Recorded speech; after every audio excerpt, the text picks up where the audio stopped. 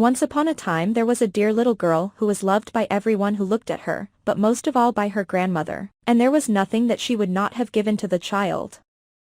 Once she gave her a little cap of red velvet, which suited her so well that she would never wear anything else. So she was always called Little Red Riding Hood. One day her mother said to her, "Come, Little Red Riding Hood, here is a piece of cake and a bottle of wine. Take them to your grandmother, she is ill and weak, and they will do her good. Set out before it gets hot, and when you are going, walk nicely and quietly and do not run off the path, or you may fall and break the bottle, and then your grandmother will get nothing. And when you go into her room, don't forget to say, 'Good morning,' and don't peep into every corner before you do it." "I will take great care," said Little Red Riding Hood to her mother, and gave her hand on it. The grandmother lived out in the wood, half a league from the village, and just as Little Red Riding Hood entered the wood, a wolf met her. Little Red Riding Hood did not know what a wicked creature he was, and was not at all afraid of him. "Good day, Little Red Riding Hood," said he. "Thank you kindly, wolf." "Whither away so early, Little Red Riding Hood?" "To my grandmother's." "What have you got in your apron?" "Cake and wine. Yesterday was baking day, so poor sick grandmother is to have something good, to make her stronger."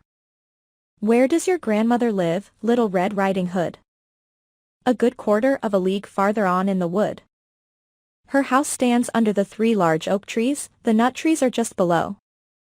"You surely must know it," replied Little Red Riding Hood. The wolf thought to himself, "What a tender young creature. What a nice plump mouthful, she will be better to eat than the old woman. I must act craftily, so as to catch both."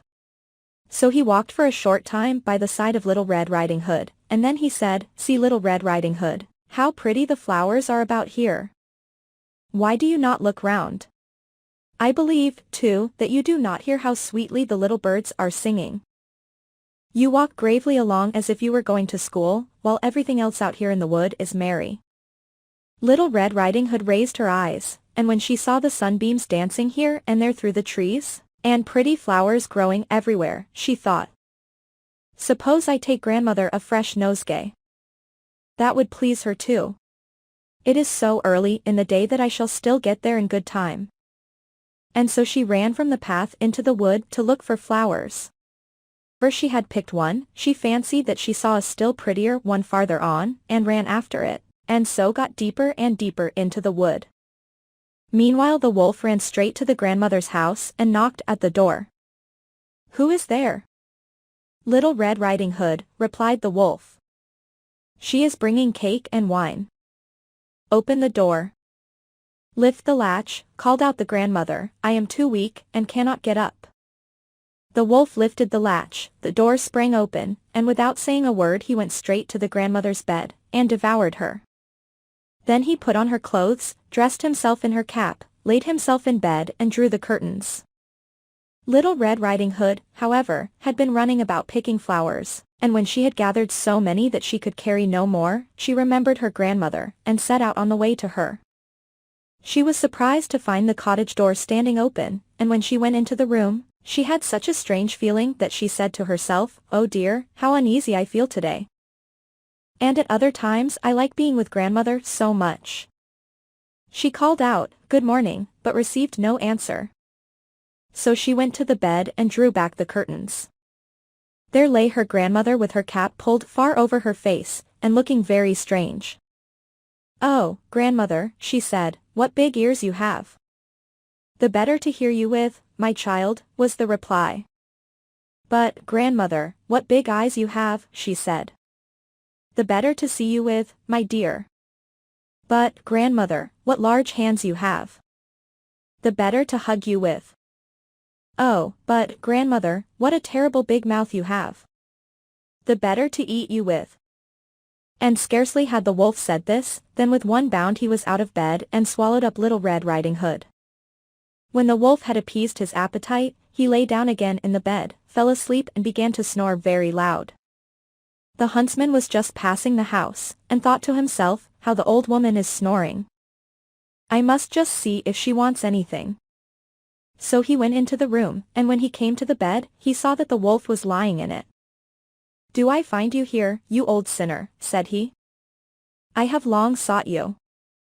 Then just as he was going to fire at him, it occurred to him that the wolf might have devoured the grandmother, and that she might still be saved, so he did not fire, but took a pair of scissors and began to cut open the stomach of the sleeping wolf.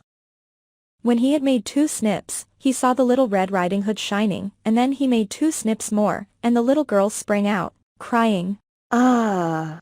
How frightened I have been! How dark it was inside the wolf!" And after that the aged grandmother came out alive also, but scarcely able to breathe. Little Red Riding Hood, however, quickly fetched great stones with which they filled the wolf's belly, and when he awoke, he wanted to run away, but the stones were so heavy that he collapsed at once and fell dead. Then all 3 were delighted. The huntsman drew off the wolf's skin and went home with it. The grandmother ate the cake and drank the wine which Little Red Riding Hood had brought, and revived, but Little Red Riding Hood thought to herself, "As long as I live, I will never by myself leave the path, to run into the wood, when my mother has forbidden me to do so." It is also related that once when Little Red Riding Hood was again taking cakes to the old grandmother, another wolf spoke to her, and tried to entice her from the path. Little Red Riding Hood, however, was on her guard, and went straight forward on her way, and told her grandmother that she had met the wolf, and that he had said good morning to her, but with such a wicked look in his eyes, that if they had not been on the public road she was certain he would have eaten her up. "Well," said the grandmother, "we will shut the door, that he may not come in."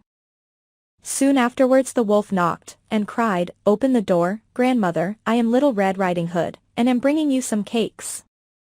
But they did not speak, or open the door, so the greybeard stole twice or thrice round the house, and at last jumped on the roof, intending to wait until Little Red Riding Hood went home in the evening, and then to steal after her and devour her in the darkness. But the grandmother saw what was in his thoughts. In front of the house was a great stone trough, so she said to the child, "Take the pail, Little Red Riding Hood. I made some sausages yesterday, so carry the water in which I boiled them to the trough." Little Red Riding Hood carried until the great trough was quite full. Then the smell of the sausages reached the wolf, and he sniffed and peeped down, and at last stretched out his neck so far that he could no longer keep his footing and began to slip, and slipped down from the roof straight into the great trough, and was drowned. But Little Red Riding Hood went joyously home, and no one ever did anything to harm her again.